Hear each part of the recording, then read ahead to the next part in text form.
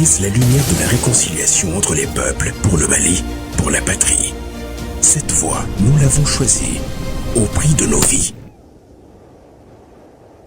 Nous défendrons nos couleurs, et si nous laissons derrière nous veuves et orphelins, nous vous prions, prenez soin d'eux.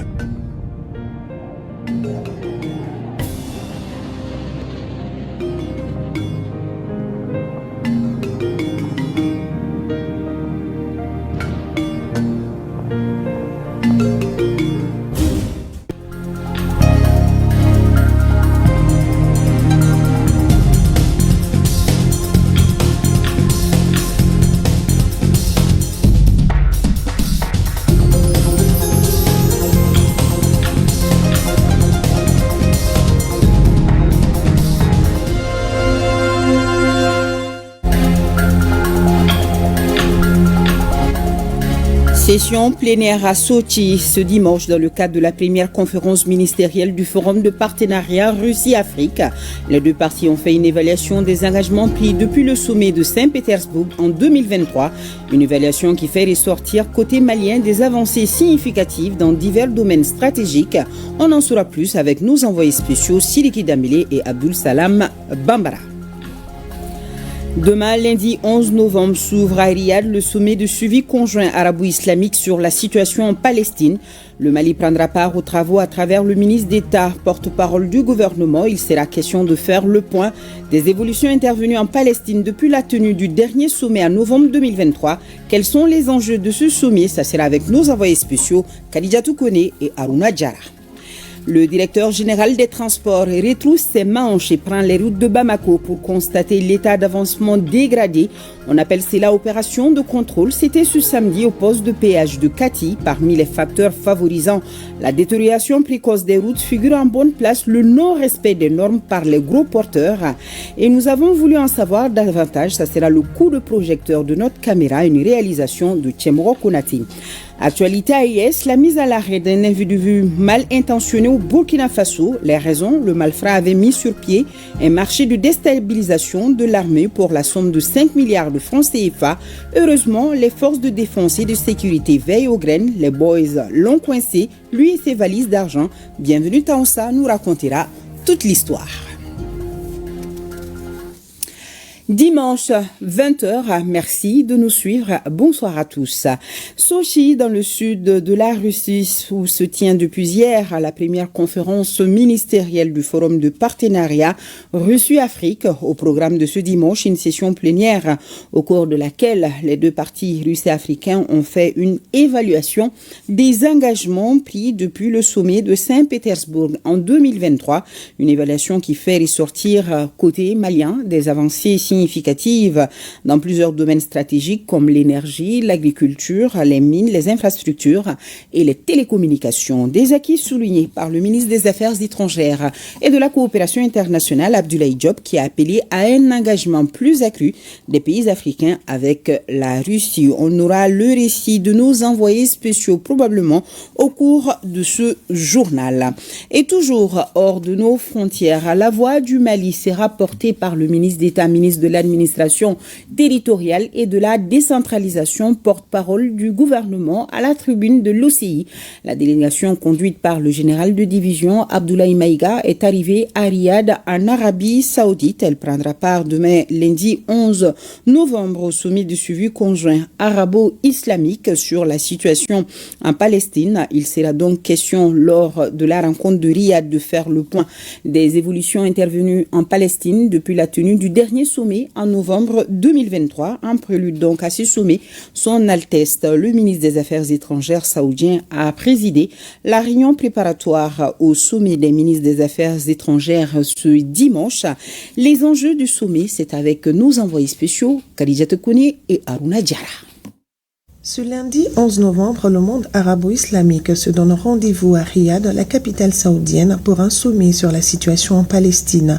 Ce sommet vise à renforcer le soutien à la solidarité de la Oumma islamique envers la Palestine et à promouvoir une paix durable dans la région.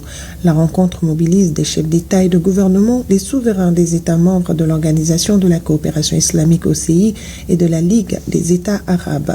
Le président de la transition, invité par Sa Majesté le roi Salman Ben Abdelaziz Al Saoud, est représenté à ce sommet par le ministre d'État, ministre de l'administration territoriale et de la décentralisation, porte-parole du gouvernement, le général de division Abdoulaye Maïga, qui portera ainsi la voix du Mali à la tribune de l'OCI, devrait réitérer le soutien et la solidarité du peuple malien au peuple frère de la Palestine. Pour rappel, cette réunion s'inscrit dans le prolongement d'un précédent sommet tenu en novembre dernier à Riyad.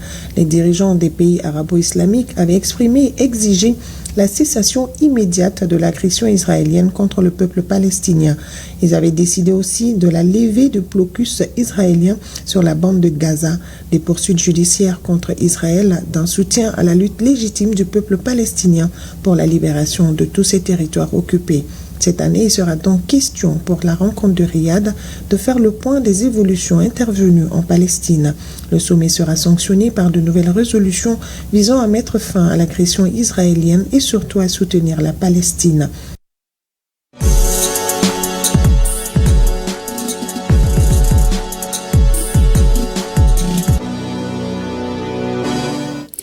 Nous allons prendre les routes de Bamako avec le directeur général des transports qui a retroussé ses manches pour constater leur état avancé de dégradation. On appelle cela opération de contrôle.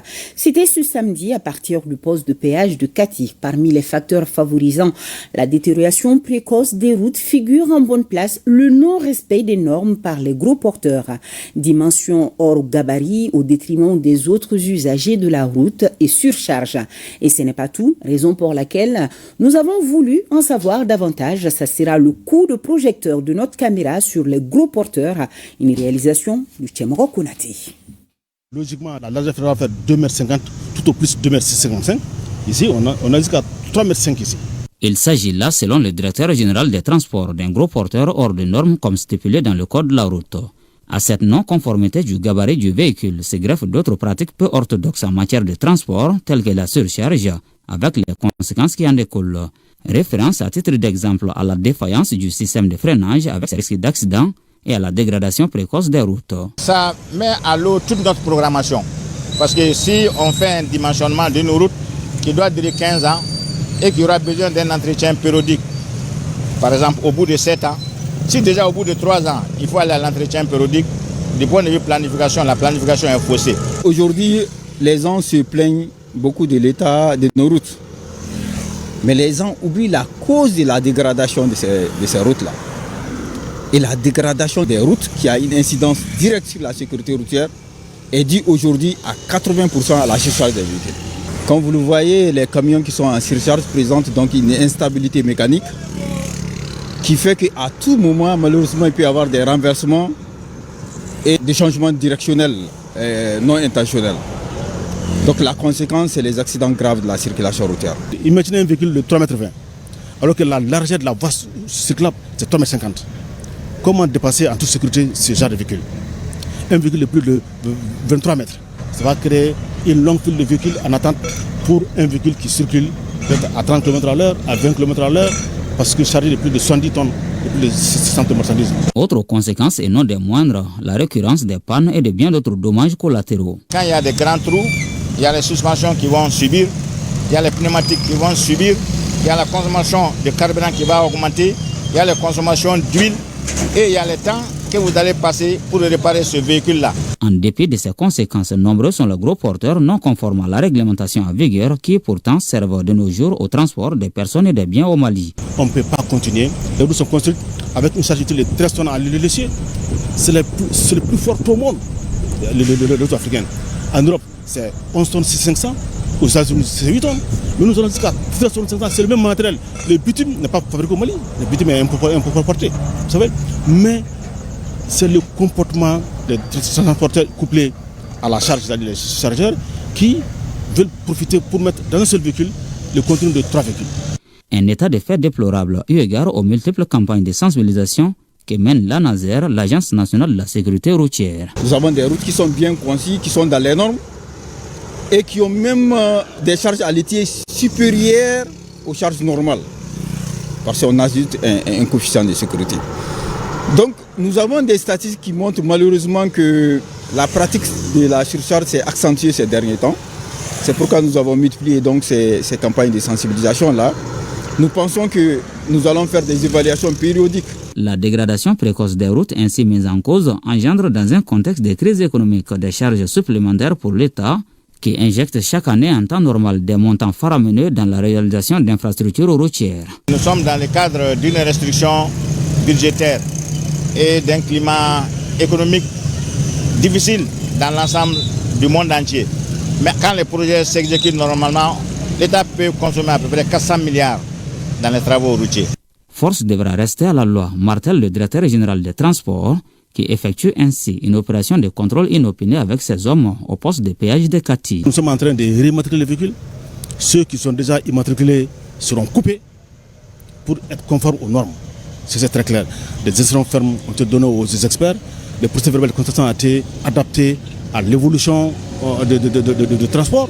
En attendant de passer à la vitesse supérieure, l'étape de la répression qui ne saurait d'ailleurs tarder, il revient aux propriétaires de gros porteurs sur le territoire national de se ressaisir en se conformant à la loi.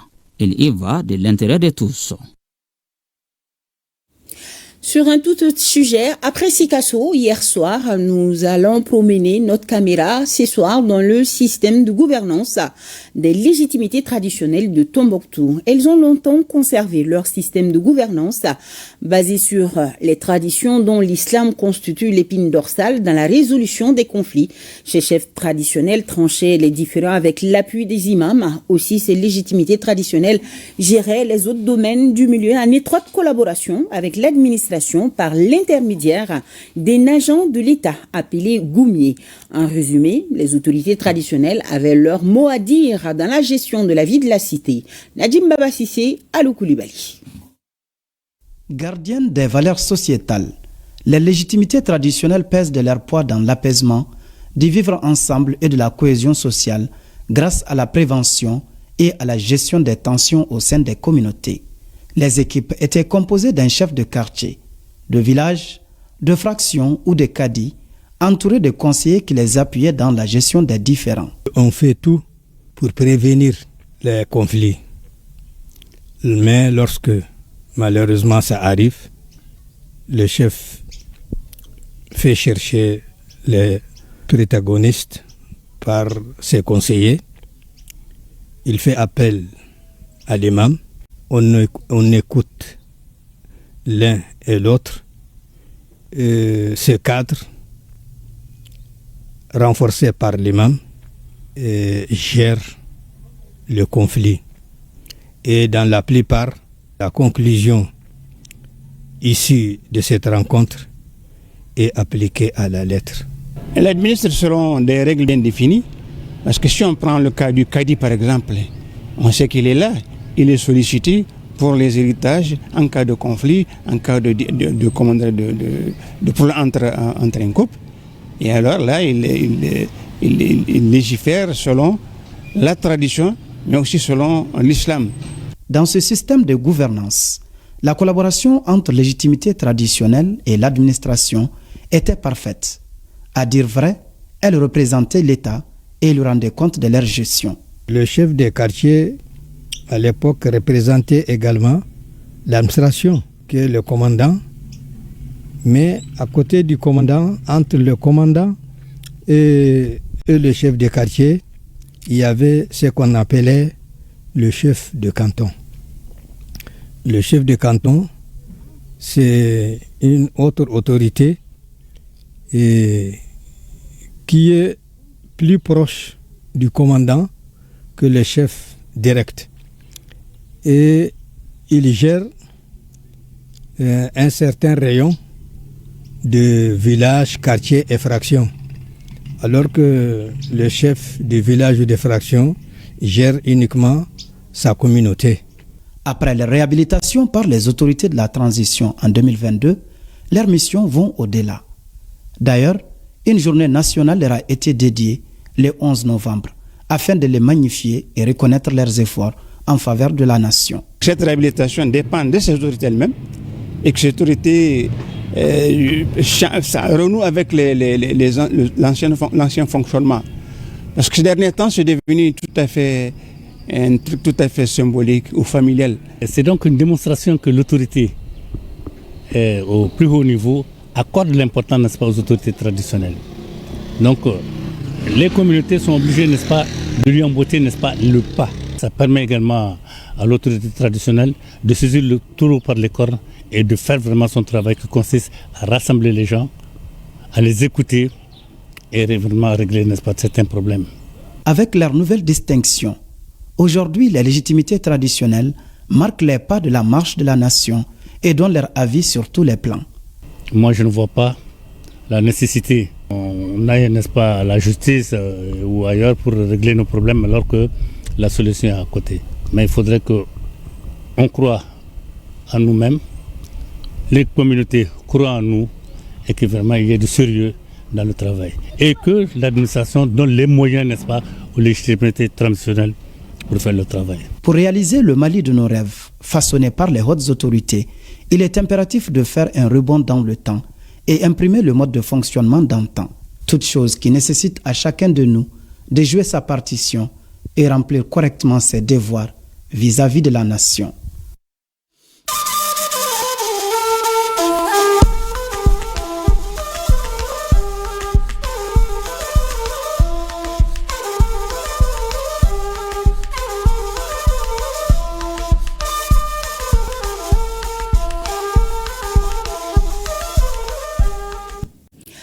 Mise à l'arrêt d'un individu mal intentionné au Burkina Faso. Les raisons, le malfrat avait mis sur pied un marché de déstabilisation de l'armée pour la somme de 5 milliards de francs CFA. Heureusement, les forces de défense et de sécurité veillent aux graines. Les boys l'ont coincé, lui et ses valises d'argent. Bienvenue Taoussa nous raconte toute l'histoire. C'est une affaire digne d'un film de fiction qui révèle une fois de plus jusqu'où de sinistres individus et leurs mentors sont prêts à aller pour assouvir leur soif de déstabilisation du pays afin de s'aimer le chaos pour de sombres intérêts. Il y a quelques jours de cela, un individu entre en contact avec des soldats et leur propose un marché juteux. Des actions de déstabilisation contre une très forte somme d'argent. Les éléments rendent compte immédiatement à leurs supérieurs. Instruction leur est donnée de jouer le jeu. Marché conclu, assuré de la bonne marche de son funeste projet et convaincu de sa réussite, l'individu en question mobilise la somme promise et la remise effective se fait ce vendredi 8 novembre. Plusieurs grosses valises bourrées de billets de banque. Le montant total donne le tournis. 5 milliards de francs CFA. Au moment de la remise, l'individu au funeste dessein découvre qu'il est dans la nasse. Trop tard. L'argent est remis ici au trésor en attendant d'en savoir davantage sur son origine.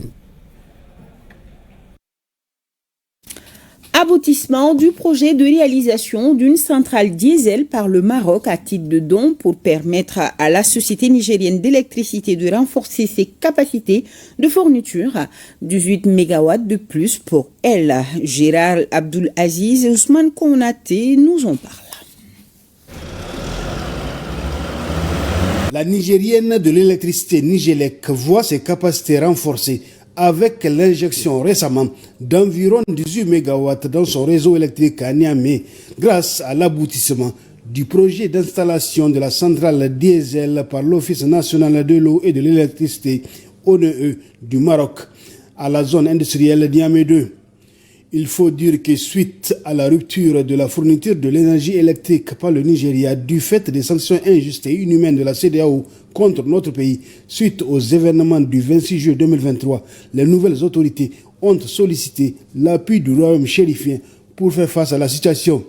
C'est ainsi que le Maroc va satisfaire la requête du Niger et mieux, ce pays ami et frère va réagir avec promptitude et réaliser la centrale composée de 9 groupes de 2,5 MW chacun à titre de don. Ils nous ont juste demandé de mettre à la disposition de leur équipe tout ce qui est du génie civil. Et nous nous sommes attelés à le faire. Ils se sont mis à l'œuvre. On avait convenu d'une convention sur 18 mois et une fois que cette convention a été déterminée, ils se sont acharnés à faire parvenir ces groupes, accompagnés de techniciens au nombre de 35, pour nous aider à mettre en place ces groupes. Ce qui est extraordinaire et mérite d'être souligné, c'est que cette centrale a été réalisée en un temps record, tenez bien, 4 mois au lieu de 18 initialement prévus. Mais il n'y a pas qu'à Niamey que la situation énergétique s'améliore. À l'intérieur du pays également, ça sera le cas avec plusieurs projets en cours de réalisation. Avant les événements du 26 juillet, nous avons une capacité de 100 mégawatts à partir du Nigeria pour alimenter la zone fleuve qui est constituée des régions de Niamey, Dosso et Tillabéri. Mais depuis l'incendie qu'il y a eu au niveau du poste de Birninkebi, c'est seulement 40 mégawatts que nous sommes en train, en tout cas, de tirer à partir de la ligne du Nigeria. Donc tout le reste de la capacité qu'on est en train de fournir à nos abonnés vient de nos propres centrales. Donc c'est pour dire qu'il y a vraiment une grosse avancée et que nous continuons en tout cas à développer des projets dans le secteur de l'énergie grâce à l'implication de nos autorités. En un peu plus d'une année seulement, que de chemin parcouru par la Nigélec qui est en passe de satisfaire la demande énergétique nationale à partir de ses propres moyens de production grâce à l'appui des plus hautes autorités.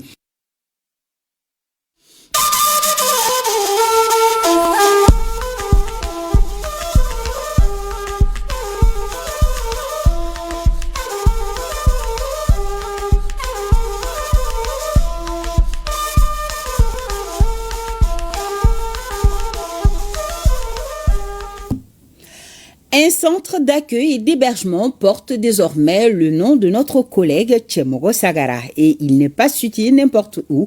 C'est au cœur de la station régionale de l'ERTM Kidal. L'édifice vient d'être inauguré ce dimanche 10 novembre 2024 par les soins du gouverneur de la région, envoyé spécial à Kidal, Memba Sibi Sidiki Balou. Par la coupure du ruban, le gouverneur de la région de Kidal inaugure officiellement le centre d'accueil et d'hébergement de ORTM Kidal. Le centre Tchemogo Sagara, du nom du premier directeur de la station, met fin au casse-tête de l'hébergement à Kidal pour les agents de l'ORTM et autres cadres de l'administration en mission dans la région. Tchemogo Sagara, c'est le travailleur au vrai sens du mot. Toujours souriant, toujours disponible, mais surtout à l'écoute. Permettez-moi de remercier le ministre de la Communication, de l'Économie numérique et de la modernisation de l'administration, du directeur général de l'ORTM pour avoir accepté de rendre hommage à cet homme, j'ai nommé Tchemogo Sagara. À partir de cet instant, la station régionale a tous les outils nécessaires pour accueillir, s'occuper de ses missionnaires. Ce centre offre 2 chambres communes de 3 places chacune, un salon et une cuisine. Il dispose aussi d'une chambre VIP en 2 pièces. L'ensemble offre toutes les commodités. Les visiteurs peuvent se détendre également sous la tente Keltamachek installée dans la cour. Merci bien, monsieur le directeur régional de l'ORTM, pour avoir pensé à ce digne fils du Mali qui s'est beaucoup sacrifié pour ce pays. Aussi, vous remercier encore une fois de plus pour tout ce que vous faites au niveau de la région de Kidal, dans le cadre de la communication et dans le cadre du soutien quotidien à l'endroit des autorités administratives régionales, à l'endroit des autorités militaires, à l'endroit aussi des autorités politiques. En plus du centre, la station a acquis de nombreux équipements, notamment 2 consoles de 32 et 16 pistes. La cérémonie a été mise à contribution pour remettre des attestations de reconnaissance au commandant de la région militaire numéro 7, à l'ONG Tekel et à des agents de la station régionale de Kidal. Une visite du centre Tchemogo Sagara et des postes de sécurité par le gouverneur et sa délégation a mis fin à la cérémonie. Ici à Bamako, don de vivre de l'ambassade de Chine au Mali au centre d'accueil et de placement de Niamana, Koumba Sissé, Alkaou Traoré était à la cérémonie de remise. Reportage.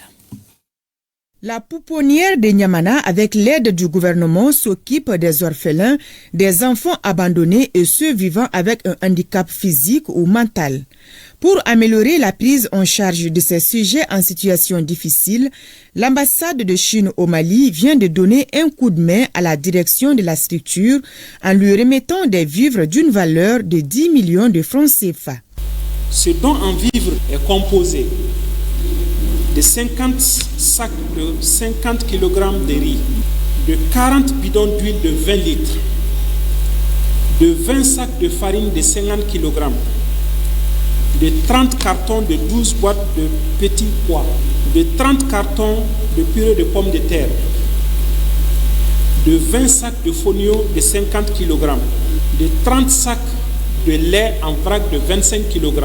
À travers ce geste, nous voudrions exprimer notre sincère amitié et solidarité. Nous nous soucions souvent de la vie de la population vulnérable, surtout de l'amélioration de la condition de la vie des enfants maliens. Ils sont actuellement au nombre de 114 pensionnaires à la pouponnière de Niamana. Et rien que pour leur alimentation, la dépense mensuelle tourne autour de 2 millions de francs CFA. On a 114 enfants, dont 55 enfants en situation difficile. Des enfants qui sont couchés. Parmi ces enfants-là, beaucoup ne peuvent pas manger un repas lourd. Ils sont toujours sur la bouillie. Les riz aussi, c'est plus d'un sac par semaine. À la fin de la cérémonie de remise des vivres, les dortoirs des enfants ont été visités par le diplomate. À cette étape, l'ambassadeur de Chine au Mali est sorti heureux. En effet, la direction a décidé de donner le nom de son épouse à un bébé nouvellement venu au centre. Akumba nous a pas dit le nom du bébé. 200 jeunes venus de plusieurs régions du Mali viennent de passer une journée dans le Mandé, précisément dans la ville historique de Sibi. Ces jeunes constituent la deuxième cohorte de l'école de la citoyenneté. Cette visite a été riche en expérience pour ces jeunes, nous dit Almouzer Al-Kamissa Yatar. C'est une journée exceptionnelle pour la deuxième cohorte à l'école de la citoyenneté. Tous ces samedi 9 novembre 2024, les 200 jeunes, dont 111 garçons et 89 filles, sont arrivés à Sibi. Un véritable voyage de découverte. Concernant Manding même, on a entendu beaucoup des histoires, mais venir sur le lieu, avoir un expert comme le professeur qui nous explique depuis des années ce qui s'est passé, vraiment, ça a été vraiment une bonne initiative pour moi, sans mentir. Premièrement, on a vu que notre pays a plein d'histoires. Première étape de cette visite, Kamalé. Tout un symbole. Comme nous sommes à l'école de la citoyenneté, je vais faire restitution à mes camarades, à mes collègues. Je vais essayer de raconter ce que j'ai vécu pendant tout mon séjour à l'école de la citoyenneté, plus précisément aujourd'hui. Ici, les jeunes ont été édifiés sur l'arche de Kamandian et autres vestiges d'Imandé. On a visité le site de Kamalé où il s'est agi de comprendre la dynamique du couple et du mariage. Ensuite, on est allé voir l'arche de Kamandian où il s'est agi de comprendre les fondements, les valeurs cardinales de la citoyenneté malidéenne, notamment notre humanitude en Moya. Et nous sommes venus à Tabou pour comprendre la valeur de la défense de la patrie. Comment est-ce que le citoyen ordinaire s'engage pour que le pays soit stable et prospère pour tous. Pour quelqu'un qui vient de Tombouctou, je pourrais dire que le Mandé, ça reflète le Mali. Nous sommes indivisibles. Cette union ne date pas de maintenant, mais ça date de très très longtemps. Ça date depuis le temps, c'est-à-dire de nos arrière-grands-pères. Et c'est une union et c'est quelque chose que nous devrons conserver coûte que coûte pour le bien-être non seulement du Mali, mais aussi de nous tous, ainsi que nos descendants, Inch'Allah. L'objectif principal de cette visite dans les Mandés était d'inculquer chez ces nombreux jeunes de la deuxième cohorte à l'école de la citoyenneté la solidarité, la paix et surtout le civisme. Toutes ces notions inculquées sont indispensables pour ces futurs responsables de ces pays afin de redorer son blason. Beaucoup de joie. Réhabilitation des locaux de l'école communautaire de Bankouni, Salembougou, située en commune 1 du district de Bamako. La cérémonie d'inauguration est compte rendu de Soumaou Haïdar. Offrir aux enfants une éducation de qualité est la vision de l'association de lutte contre la pauvreté et la protection de l'environnement. C'est pourquoi elle a procédé à la rénovation de tous les bâtiments de l'école communautaire de Bankoni Salembougou. La construction de 7 salles de classe, de 5 toilettes, le reboisement des espaces environnants et la rénovation de l'ensemble des locaux de l'école représente un projet d'une ampleur exemplaire. Ces réalisations concrètes sont le fruit d'une mobilisation sans précédent, d'une solidarité exemplaire et d'un engagement constant en faveur de l'éducation. La réhabilitation de cette école vient à point nommé car elle était presque fermée un moment selon son comité de gestion. Nous avons vu à un moment donné notre école a été déportée jusqu'à d'autres quartiers afin d'être une école privée avec un statut d'école communautaire. Nous avons mené ce combat et aujourd'hui nous voilà aussi dans cette cour. Grâce à Dieu, nous avons vu aujourd'hui la rénovation de cette école qui était entièrement en paille. Plus de 1300 élèves pour une seule latrine. Et aujourd'hui nous avons, Dieu merci, 5 latrines. L'école communautaire de Bankoni Salembougou a vu le jour en 1994. Au terme de cette cérémonie, des attestations de reconnaissance ont été décernées à ceux-là qui ont contribué à la création ainsi qu'à ceux qui ont participé à la réhabilitation de cet établissement scolaire. Nous allons partir en Russie. Forum du partenariat Russie-Afrique. Au programme de ce dimanche, une session plénière au cours de laquelle les deux partis russes et africains ont fait une évaluation des engagements pris depuis le sommet de Saint-Pétersbourg en 2023. Retrouvons donc nos envoyés spéciaux Siriki Dambélé et Abdul Salam Bambara.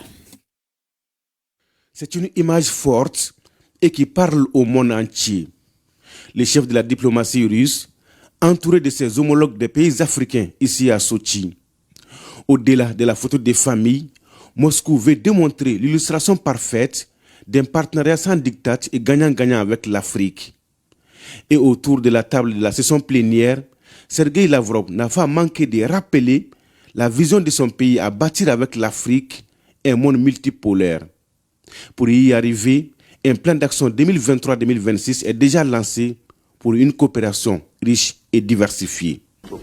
Je tiens à confirmer que notre pays apportera un appui intégral à nos amis africains dans tous les domaines pour assurer le développement durable, pour lutter contre le terrorisme et l'extrémisme, pour lutter contre l'épidémie et pour résoudre les problèmes alimentaire et surmonter les conséquences des catastrophes naturelles. Je compte que le travail de la conférence sera réussi et fructueuse et tous les accords conclus à l'issue de cette conférence favoriseront à la consolidation de relations russo-africaines pour le bien-être de nos pays et du peuple. Dans cette dynamique partenariale, le Mali signe déjà des acquis notables dans bien des domaines de développement. Beaucoup d'engagements pris seulement il y a une année sont en cours d'exécution. Je voudrais me réjouir de l'opérationnalisation du mémorandum d'entente sur la coopération dans le domaine de l'énergie qui a permis le lancement de la construction de centrales photovoltaïques qui permettront de répondre de manière significative aux besoins en électricité de mon pays. D'autres mesures en cours de finalisation permettront de consolider, nous l'espérons, la souveraineté économique du Mali. En matière de défense et de sécurité, la Russie poursuit ses appuis au Mali en vue de parachever la montée en puissance des forces de défense et de sécurité à travers la fourniture en équipement, notamment les vecteurs aériens et la formation du personnel militaire. Le ministre Diop s'est aussi réjoui de la convergence de vues des deux États sur de nombreuses questions internationales, signe d'une solidarité sincère et d'un respect réciproque. La Russie, votre pays et les pays de la Confédération des États du Sahel subissent hélas un acharnement politique, diplomatique et médiatique. Je réitère notre entière solidarité et notre présence à vos côtés pour faire face ensemble à cette hostilité contre-productive. La Confédération des États du Sahel, en plus des actes d'hostilité fait l'objet d'actes d'agression désormais assumés. Comme vous le savez, mesdames et messieurs, l'Ukraine revendique publiquement, presque fièrement, son soutien multiple aux groupes terroristes opérant au Sahel et dans mon pays en particulier. Face à la gravité de cette agression caractérisée et en attendant la réaction du Conseil de sécurité des Nations Unies, s'il y en a, suite à sa saisine conjointe par le Mali, le Burkina et le Niger, le Mali a pris des mesures conservatives, notamment la rupture de ses relations diplomatiques avec l'Ukraine. Monsieur le Président, nous ne sommes pas dupes.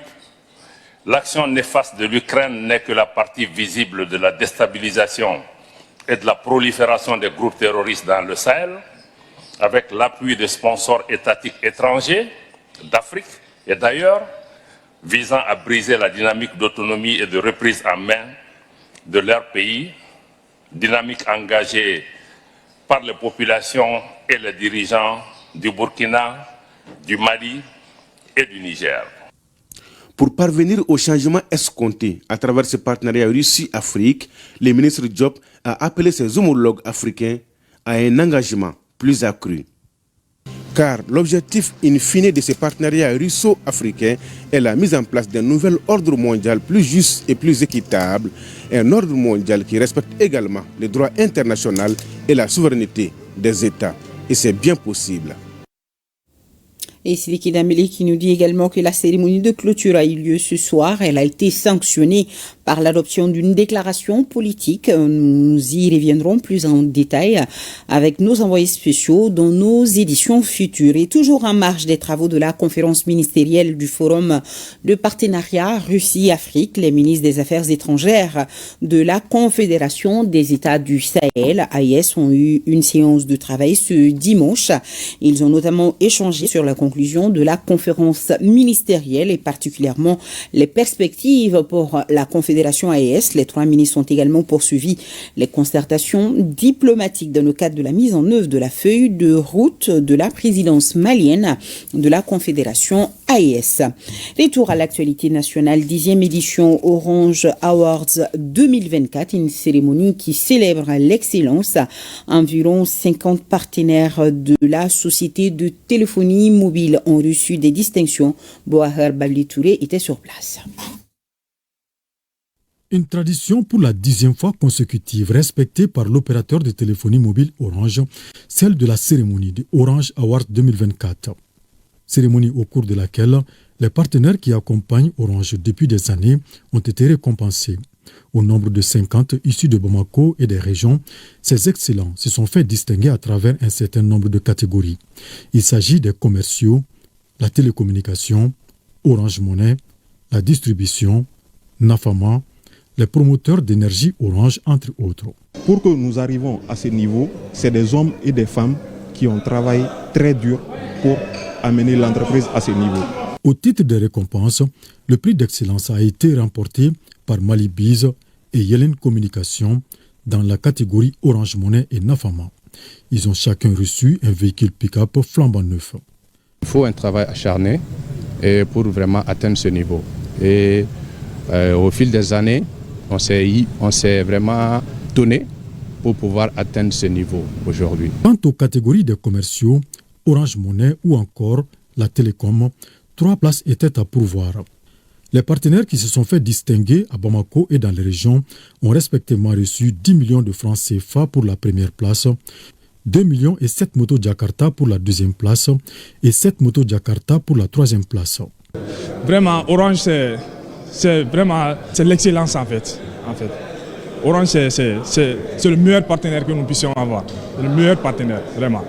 À ces distinctions s'ajoutent d'autres au sein de la société, comme le meilleur coach de distribution, chef secteur ou meilleur responsable animation, comme pour dire qu'à Orange, l'excellence est encouragée à tous les niveaux.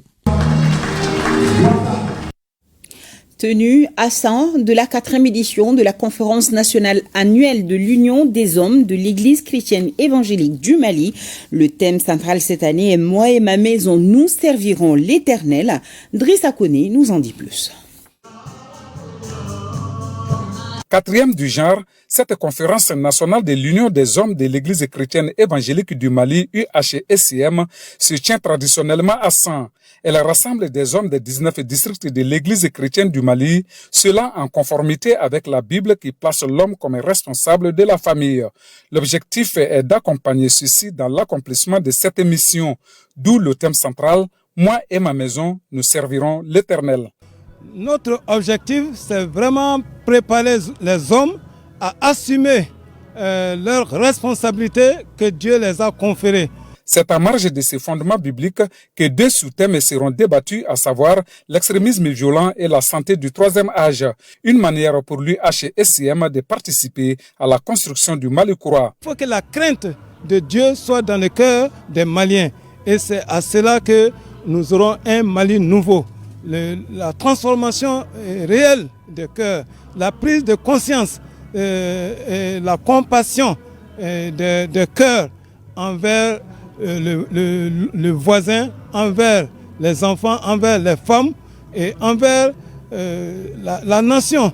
Puisse la famille être pour nous le socle de l'éducation, du bon comportement, un endroit de solidarité, d'entraide et de communion religieuse.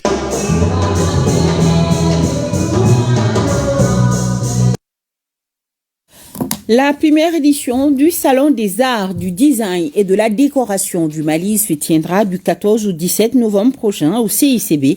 L'annonce a été faite au cours d'une conférence de presse animée par les organisateurs et leurs partenaires.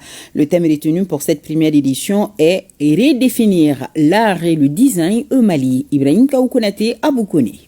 Le Salon des arts du design et de la décoration au Mali, premier du genre, vise à réunir les acteurs du secteur de l'artisanat, les designers, les décorateurs et les créateurs. Cette rencontre se tiendra autour de la valorisation et de la promotion de l'art du design et de la décoration. Au cours de cette première édition, nous mettrons un accent particulier sur la redéfinition de l'art et du design au Mali, les solutions innovantes et les collaborations stratégiques qui peuvent transformer l'artisanat malien en un secteur clé pour le développement.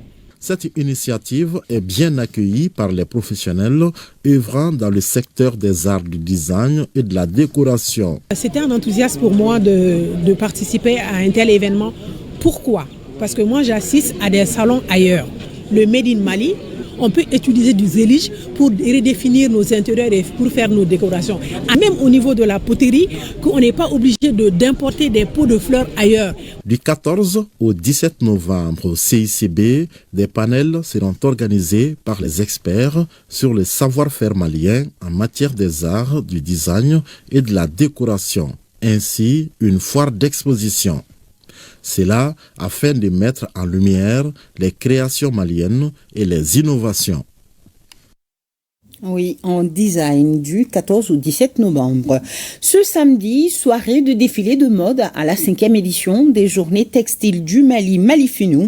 Les stylistes créateurs ont exposé aux amoureux de la mode malienne tout leur savoir-faire. Le temps fort, les temps forts de cette soirée, c'est avec Ibrahim Kaoukonati. Le clou de la 5e édition des Journées textiles du Mali, Malifinou, fut le grand défilé de mode. Sur le podium, une dizaine de stylistes ont proposé différentes coupes et coutures sur la gamme des pailles tissées du Mali. C'est pour aussi faire développer le consommé local et contribuer à notre économie locale aussi. Et donc c'est pourquoi les stylistes ont montré beaucoup de talent à travers les ethnies d'abord, les Dogons, les Peuls, et ensuite à travers aussi la modernité que les jeunes aiment porter maintenant. Nous avons l'une des plus belles cultures ici au Mali, les tenues et les parures. Voilà pourquoi je me suis dit, ok, je vais me lancer pour pouvoir le montrer au monde entier. Et surtout ce soir aux Maliens qui sont là et même qui sont ailleurs, qui nous regardent.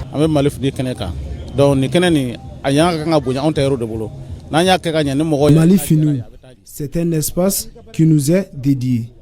Il nous aide beaucoup.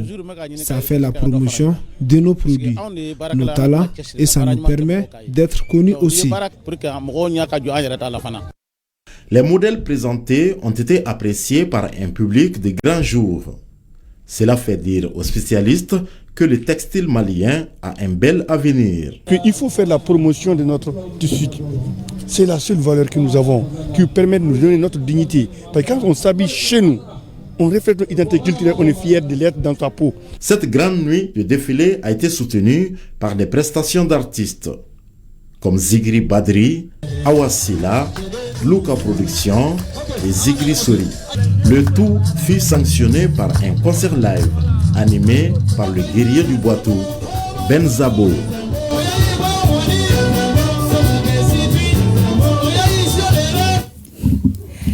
La cérémonie de clôture de la 5e édition s'est déroulée aujourd'hui sur une note de satisfaction des participants de Malifinou. Vivement la prochaine édition. Rendons-nous à Oussoubi-Diania, chef-lieu du cercle où se tient la première édition du festival Kasso Kumbeba. L'objectif est de promouvoir le développement culturel et économique du cercle. Le thème de cette édition est paix et cohésion sociale.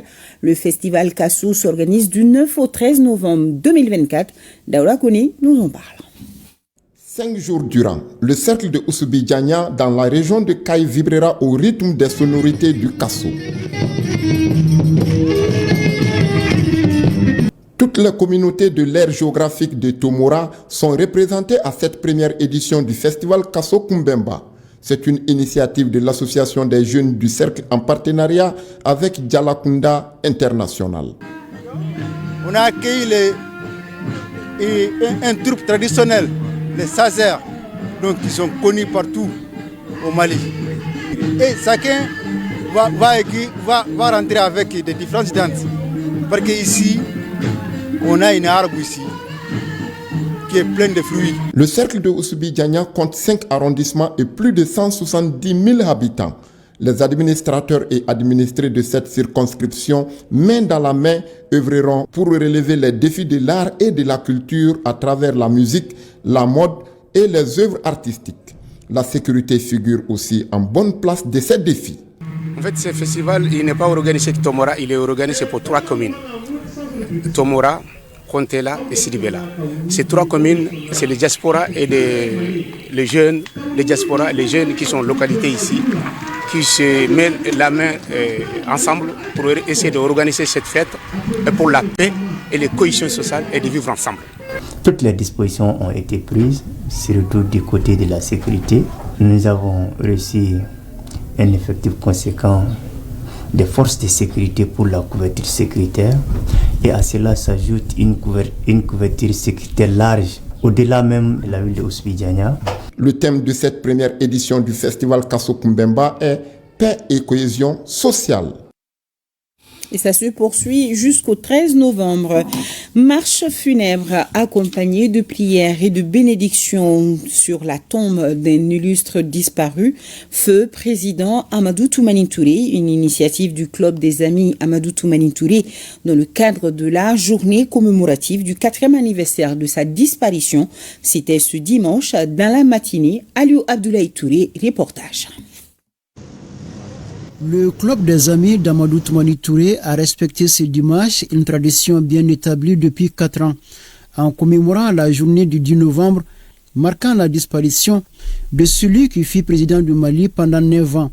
Plus qu'un acte symbolique, les amis d'ATT, en initiant cette journée, veulent aussi inciter leurs camarades jeunes à s'inspirer du parcours du président Amadou Toumani Touré.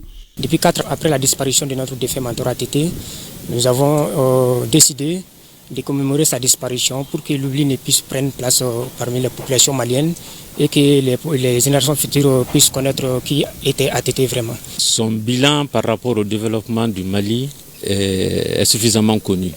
On en a beaucoup parlé dans les domaines de l'agriculture, de la santé, des télécommunications, des routes, au point qu'on l'a appelé le bâtisseur. Mais sa vision, il faudrait faire apprendre davantage, c'est sa volonté de faire une Afrique unie, une Afrique indépendante et une Afrique souveraine.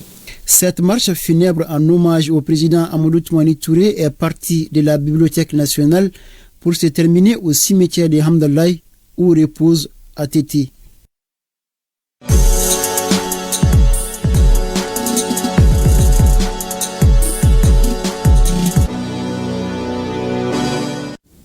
Et je le retrouve avec grand plaisir, Abdul Karim Kaba, qui vient de me rejoindre sur ce plateau. Bonsoir. Bonsoir, Signal Traoré, bonsoir à tout le monde. Le plaisir est partagé. Alors, nous allons commencer par le cyclisme. La 4e édition du Grand Prix du président de la transition a été courue à Niena. Au total, 120 cyclistes ont pris part cette année à l'édition du Grand Prix course cycliste à Niena. Ils ont parcouru 100 km en présence du ministre de la Jeunesse et des Sports, chargé de l'instruction civique et de la construction citoyenne, Abdul Kassim Ibrahim Fomba. Contrat est signé Ouartem Bougouni, Jafar Haïdara, Djibril Bagayo. Cette cérémonie de course de vélo dans le berceau du cyclisme malien, j'allais dire Niena, a pour objectif de rendre hommage à Feu Oumar Traoré Di Douglas, ancien chef de cabinet du président de la transition, le général d'armée Assimi Goïta, décédé dans une attaque terroriste lâche et barbare lors d'une mission de bienfaisance initiée par la présidence, car la reconnaissance est l'une des valeurs cardinales de notre société. L'activité d'aujourd'hui, comme je l'ai dit tout à l'heure, nous a animés d'une grande joie, puisqu'on a vu que la population était vraiment mobilisée. Donc nous sommes là pour représenter le chef de l'État pour qui le nom de l'activité a été dédié. Donc au nom du président de la République, son Excellence le général Assimi Goïta, donc nous remercions la population et nous remercions infiniment les organisateurs de cette activité. Au total, 120 coureurs ont répondu présents à ce Grand Prix et ont parcouru 100 km. Une course à l'issue de laquelle Tchemogo Diallo du club cycliste Ernest de Niena s'est classé premier et remporte ainsi le prix de cette 4e édition. Aujourd'hui, ce tour n'est pas n'importe quel Grand Prix. C'est le Grand Prix du général d'armée Assimi Goïta. Le général d'armée Assimi Goïta, aujourd'hui, c'est une vision.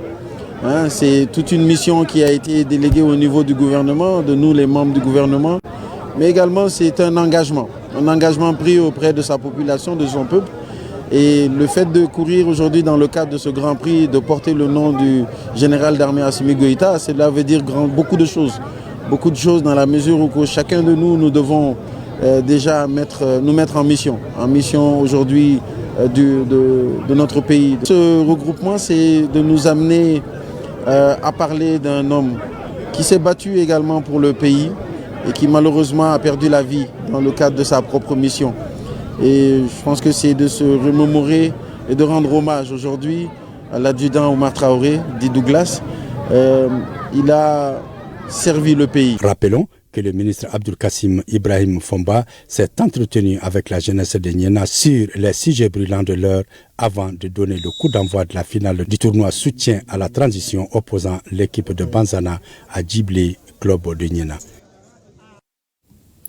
On va dire félicitations aux vainqueurs. Et toujours, nous allons rester vers Bougouni, dans la capitale du Bani-Monouti. L'association des journalistes Abdul Karim Kaba, des journalistes sportifs du Mali, a fait le point à Mimada. Oui, cette rencontre a été une occasion pour l'association des journalistes sportifs du Mali, AGCM, de relire ce texte et de faire le point de la situation à Mimada. Nous retrouvons Jafar Haïdara, Djibril Bagayo. Cette 12e édition du congrès à mi-mandat et la relecture des textes de l'association des journalistes sportifs maliens a pour objectif d'échanger sur les difficultés rencontrées à mi-mandat et trouver une réponse adéquate pour relever les nombreux défis en vue. Il s'agit de faire le bilan de la mi-mandat, un mandat de 4 ans, donc nous sommes à 2 ans, faire le point de 2 années de gestion et parler des perspectives pour les 2 années à venir. Au cours de ce congrès, le bureau exécutif national de l'AGCM a reçu l'approbation des délégués concernant les nouveaux tests. L'adoption a été unanime par tous les délégués. Le journalisme est un métier noble qui, en plus des connaissances académiques, requiert une bonne culture générale et un sens aigu de l'analyse et de l'objectivité. C'est pour cela, la formation continue doit être le credo de tout journaliste qui veut être excellent dans un environnement fortement concurrentiel et en perpétuelle mutation. En faisant de la formation continue votre cheval de bataille. Dès votre prise de fonction, mon cher Oumar, vous êtes lancé sur les traces de votre mentor, Feu Karim Doumbia, qui disait, je cite, « Un journaliste mal formé est un danger public ». Rappelons que ces deux instances de l'AJCM ont enregistré la participation des délégués des 10 coordinations régionales et du district de Bamako. Autre nouvelle, le travail dans ce journal, Coupe Sidati Sissé, deuxième édition. Quelques résultats de la phase aller. L'ASL de Bamako a battu Barbel Sen par 3-2. Derby Academy et ASCO ont fait match nul, 0 but partout. Le stade malien de Bamako gagne 3-0 devant Nation Foot et Binga FC s'incline devant FC Diara, 0 but contre 1. C'est tout, Abdul Karim Kaba. C'est ce qu'il fallait retenir. Merci beaucoup pour toutes ces informations. Nous sommes à la fin de cette édition. Juste après moi, les informations météorologiques avec Aïssata Diawara. Également dans les programmes, votre émission, le magazine au cœur de l'économie qui aborde ce soir les marchés publics, mode d'emploi. Bon début de semaine à tous. Je vous remercie pour votre fidélité à l'ERTM et grand merci à nos téléspectateurs de Bella Farandi, de Djingarabert, c'est à Tombouctou. Merci également à vous et bon début de semaine. Merci. Allez, bonsoir.